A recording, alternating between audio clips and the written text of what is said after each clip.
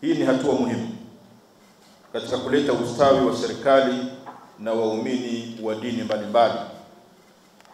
JMAT pia inampongeza sana Waziri Mkuu wa Jamhuri ya Muungano wa Tanzania, Mheshimiwa Daktari Mwigulu Lameck Nchemba kwa juhudi anazochukua kurejesha utengamano, upendo, usamehevu, amani na umoja wa kitaifa. 7.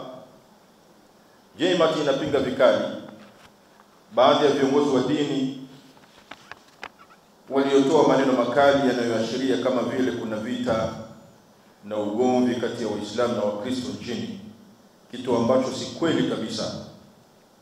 Sisi tutaendelea kuwa ndugu na wamoja kama Watanzania.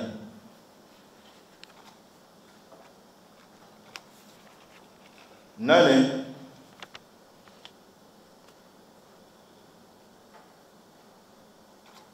serikali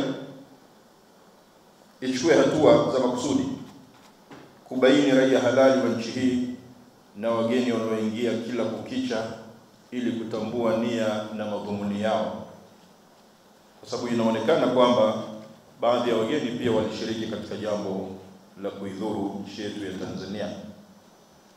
9. JMAT inalaani matamko yoyote yanayoashiria shari na uhasama dhidi ya serikali na viongozi wake, viongozi wa dini na wananchi kwa ujumla, ikiwa ni pamoja na lugha zisizofaa kama vile kukatana vichwa au uchochezi wa chuki na uhasama kati ya watu wa dini kuu mbili nchini.